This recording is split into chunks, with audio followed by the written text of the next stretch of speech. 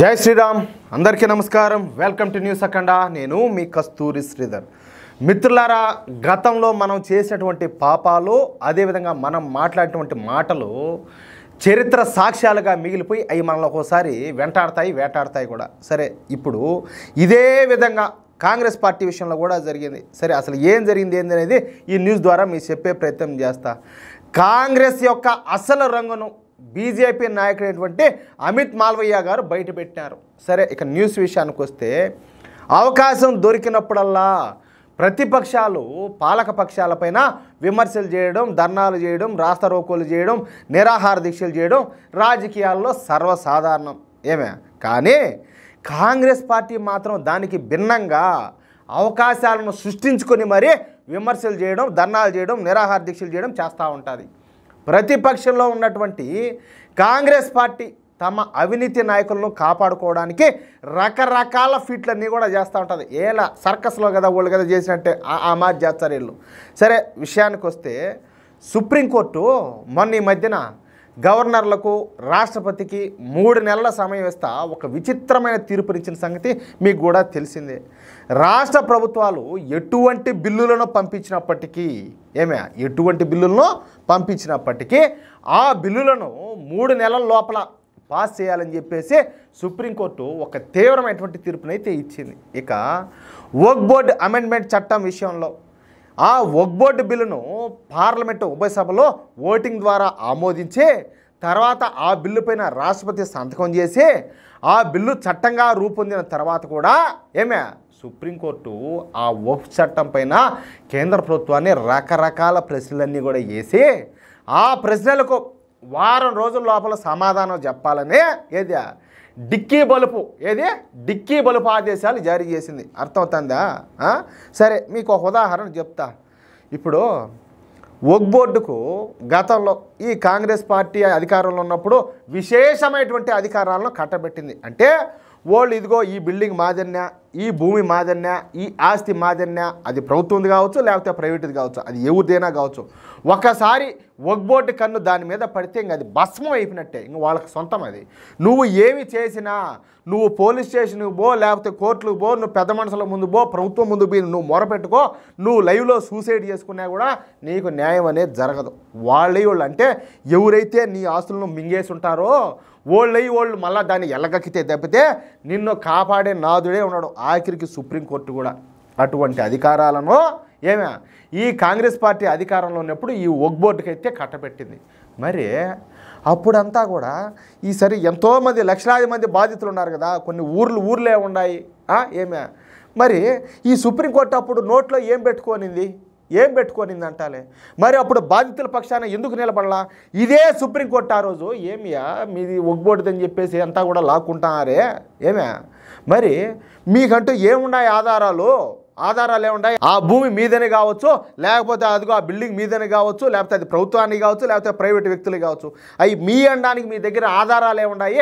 ఆధారాలు లేకుండా మీరు ఏ విధంగా స్వాధీనం చేసుకుంటున్నారో అసలు ఈ దేశంలో రాజ్యాంగం అనేది ఒకటి ఉండాదా లేదా చట్టం అనేది ఒకటి ఉండాదా లేదా మేము సుప్రీంకోర్టులు కోర్టులు అంటే ఈ దేశంలో ఉన్నాయనుకుంటారా లేవనుకుంటారా ఈ దేశంలో న్యాయం సచ్చిందనుకుంటారా బతికిందనుకుంటారా అని చెప్పేసి కడుపుకు అన్నం తింటే ఆ రోజు ఎందుకు రాల నోటమిటి ఆ మాటల ఈరోజు నరేంద్ర మోడీ ప్రభుత్వం ఈ వక్ఫ్ బోర్డు అమెండ్మెంట్ బిల్లు తీసుకొని వస్తే దాన్ని చట్టంగా రూపొందిస్తే దాని మీద లేనిపోని ప్రశ్నలన్నీ కూడా ఈరోజు ప్రభుత్వాన్ని ప్రశ్నిస్తారా కడుపుకు అన్నం తింటారా అసతో తింటారా ఇది న్యాయ వ్యవస్థ లేకపోతే అన్యాయ వ్యవస్థ ఎవరికి మీరు అండగా నిలబడాలా ఎవరికి వంతమాడాలా అంటాలే నేను అడిగిన దాంట్లో న్యాయం ఉండదా లేదా ప్రతి ఒక్కరు కూడా సమాధానం చెప్పండి ప్రతి ఒక్కరు కూడా కామెంట్ చేయండి సరే అంటే ఇక్కడ ఏంది సుప్రీంకోర్టు ఇచ్చినటువంటి ఈ 2 తీర్పులు కూడా రాజ్యాంగ విరుద్ధమైనటి దీంతో మొన్న భారతీయ జనతా పార్టీ ఎంపీ అయినటువంటి నిషికాంత్ దుబే మాట్లాడుతా అసలు ఒక బిల్లు చట్టంగా రూపొందిన తర్వాత ఆ చట్టం విషయంలో కలుగు చేసుకోవడం పెద్ద తప్పు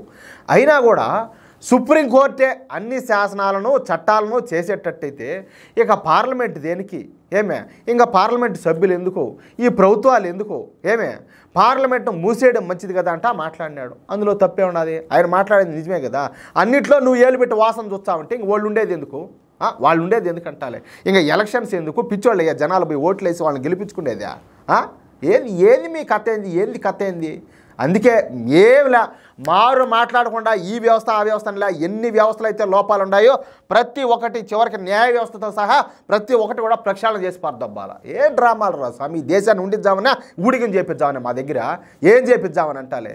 అయితే ఈ విషయాన్ని కాంగ్రెస్ పార్టీ తప్పుపట్టింది.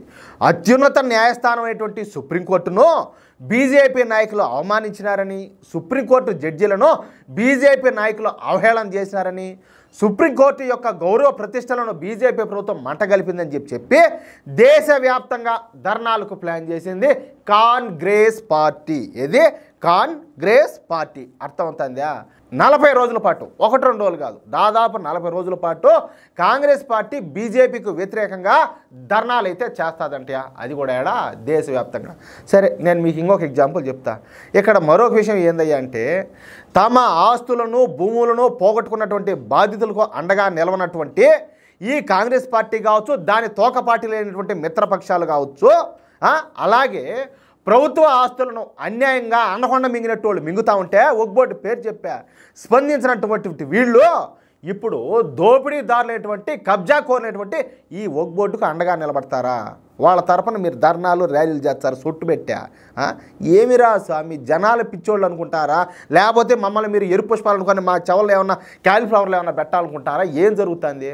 సరే, ఇక్కడ మరొక విషయం ఏంటంటే, దేశవ్యాప్తంగా ఉన్నటువంటి ప్రభుత్వ ప్రైవేటు భూములను ఆస్తులను దోచుకోవడానికి కబ్జా చేయడానికి ఒక బోర్డుకు, దేనికి ఒగ్ బోర్డుకు విశేషమైనటువంటి అధికారాలను కట్టబెట్టింది ఎవరు? వీళ్ళే కదా. దొంగలకు ఫ్రీ హ్యాండ్ ఇచ్చింది వీళ్ళే, మీరు దోచుకోమని చెప్పేసి. ఇప్పుడు వాళ్ళకు అడ్డు కట్టేస్తా ఉంటే వాళ్ళ తరఫున పోరాటాలు చేస్తుంది కూడా వీళ్ళే, పోరాటాలు చేయమంటుంది కూడా వీళ్ళే. ఏంది అనైనా ఏం జరుగుతుంది స్వామి దేశంలోనూ?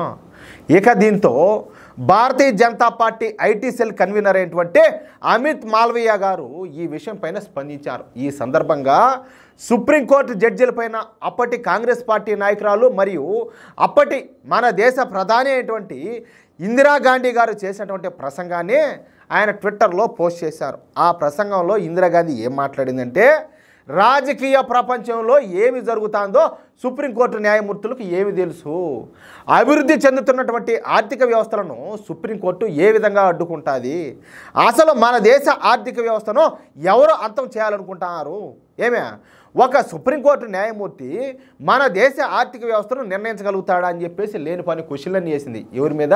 సుప్రీంకోర్టు మీద, సుప్రీంకోర్టు జడ్జిల మీద. ఒకవేళ ఈ దేశాన్ని సుప్రీంకోర్టే నిర్ణయించినట్లయితే ఈ దేశంలో ఎన్నికలు ఎందుకు? అప్పుడు ఈ దేశానికి ప్రజాస్వామ్యం అవసరం లేదు కదా. రాజకీయ నాయకులు ఎందుకు అధికారంలో ఉన్నారు, ప్రజలు మమ్మల్ని ఎందుకు ఎన్నుకున్నారంటూ ఇందిరాగాంధీ 1,00,000 ప్రశ్నలన్నీ కూడా ఈ సుప్రీంకోర్టు న్యాయమూర్తులను ఉద్దేశించి అడిగి వాళ్ళని కడిగి పారేసింది. అర్థమవుతుందా? సరే, ఇప్పుడు అమిత్ మాల్వియా గారు ఈ విషయాలన్నీ కూడా బయట తీసుకొచ్చాడు. ఈ ఇందిరాగాంధీ వీడియో ప్రసంగాన్ని ట్విట్టర్లో పోస్ట్ చేశాడు. దీంతో కాంగ్రెస్ నాయకులకు ఫీజులు ఎగిరిపోయినట్టయింది. ఎందుకంటే మీరు సుప్రీంకోర్టుకు మీరు ఎదురుపోతారా, న్యాయమూర్తులు తీర్పులు ఇస్తే వాళ్ళకు మీరు ఎదిరిస్తారా, అద్దా ఇద్దని చెప్పేసి కథలో డ్రామాలు అన్నీ పడతాను కదా. అంతకుముందు మననే కదా మేము ముత్తాతను బొగుడుకున్నావా, మీ నాయనమ్మను బొగుడుకున్నావా, మేము సత్యము ధర్మము న్యాయం అయిపోయి మేము నిలబడతాము, వాళ్ళు మాకు రాజకీయాలు నేర్పలేదు మా పెద్దోళ్ళు, వాటిని సత్యము ధర్మం న్యాయం అనే వాటిని మాకు బాగా నూరిపోసారు పిండి పిండిగా చేసి అని చెప్పి నువ్వే కదా మొన్న చెప్పింది. మరి మీ నాయనమ్మే కదా ఇన్ని మాటలు మాట్లాడింది, మరి నువ్వు ఈరోజు ఎట్లా మాట్లాడతావు? ఒకవేళ బీజేపీ నాయకులు ఈరోజు చేసే తప్పు అయితే ఆ రోజు మీ నాయనమ్మ చేసింది కూడా తప్పే, మరి ఒప్పుకోద్దాన్ని. ఆ రోజు మీ నాయనమ్మ తప్పు చేసిందని ఒప్పుకోగలుగుతా? ఆ దమ్ము ధైర్యం సత్తా అన్నీ ఉన్నాయా? ఆ నిజాయితీ అనేది ఉండదా మీలో కానీ మీ పార్టీలో కానీ? ఏంది స్వామి అంటే, గతంలో నేను అదే చెప్పింది, మొదట్లో వీడియోలో చెప్పింది అదే. మనం చేసినటువంటి పాపాలు, మనం మాట్లాడినటువంటి మాటలు ఒక్కోసారి సాక్ష్యాల రూపంలో మనల్ని వేటాడతాయని నేను ఎందుకు చెప్పినానంటే ఇందుకే చెప్పింది. అర్థమవుతుందా? ఇప్పుడు తమ భాగోతం బయటపడిందని చెప్పేసి ఆ వీడియో పైన ఏ కాంగ్రెస్ నాయకుడు కూడా స్పందించకుండా సైలెంట్ అయిపోయినారు. అది విషయం. వీళ్ళంట న్యాయం కోసం, ధర్మం కోసం, సత్యం కోసం పోరాడతారంట. వీళ్ళ ముత్తాత కానించి, వీళ్ళ నాయనమ్మ కానించి, వాళ్ళ నాయనగారి కానించి, వాళ్ళ అమ్మగారి కానించి, ఈయన గారికి అన్నీ నూరిపోసారంట. బాగా ఒదిగైన బిడ్డని. ఏందిరా స్వామి, ఏందిరా నాయన, ఏంది కర్మ, జనాలు పిచ్చోళ్ళు ఉంటాను ఏంది? ఏంలా ఈ సుప్రీంకోర్టు విషయంలో ఎంతమంది అయితే ఇవన్నీ మాట్లాడతారో అవన్నీ కూడా ఈవిడ గారు మాట్లాడిన మాటలు ఉన్నాయి కదా, ఏది ఇందిరాగాంధీ మాట్లాడినట్టు ఆ వీడియోని మొత్తం అంతా కూడా వైరల్ చేసేయండి. అదే వాళ్ళ సమాధానం. మళ్ళా ఇక్కడ ఇంకొక విషయము, ఎందుకంటే వీళ్ళ తెలివితేటలకు అది ఒరిజినల్ కాదు, అది డూప్లికేటు, అది ఏఐతో జనరేట్ చేశారు ఆ విధంగాను అని చెప్పి మళ్ళీ వీళ్ళు మాట్లాడతారు. దాంట్లో కూడా ఆశ్చర్యం, ఎందుకంటే వీళ్ళు అడ్డాలోళ్ళు ఎట్టయినా అడ్డం తిరుగుతారు. అది కానీ నిజం అనేది ఒకటి ఉంటుంది కదా. జనాలు ఇప్పటికైనా మారాలా, ఇప్పటికైనా ఆలోచించాలా, మన భవిష్యత్తు కోసం మనమే పోరాటం చేయాలా, లేకపోతే మన భవిష్యత్తుని తీసుకుపోయి ఇంకొకరి చేతల్లో పెడితే వాళ్ళు బాగా చేసి వదిలిపెట్టేస్తారు. అది జరిగేదైతే. మిత్రులారా, నేను చెప్పిన మాటలతో మీరు ఏకీభవిస్తే, ఈ న్యూస్ కనుక మీకు నచ్చినట్లయితే ఈ న్యూస్ని తప్పనిసరిగా నలుగురికి షేర్ చేయండి. అలాగే మీ యొక్క అమూల్యమైన అభిప్రాయాలను ప్రతి ఒక్కరు కూడా ఖచ్చితంగా కామెంట్ చేయాలా, తప్పదో, ఖచ్చితంగా చేయాల్సిందేను. ఒక బాధ్యత కలిగినటువంటి హిందువుగా, భారతీయుడిగా ఖచ్చితంగా మీరు కామెంట్ చేయాలా. అలాగే ఇంతవరకు మీరు కనుక మన ఛానల్ను సబ్స్క్రైబ్ చేసుకున్నట్లయితే ప్రతి ఒక్కరు కూడా మన ఛానల్ను సబ్స్క్రైబ్ చేసుకోండి, సపోర్ట్ చేయండి ప్లీజ్. జై శ్రీరామ్.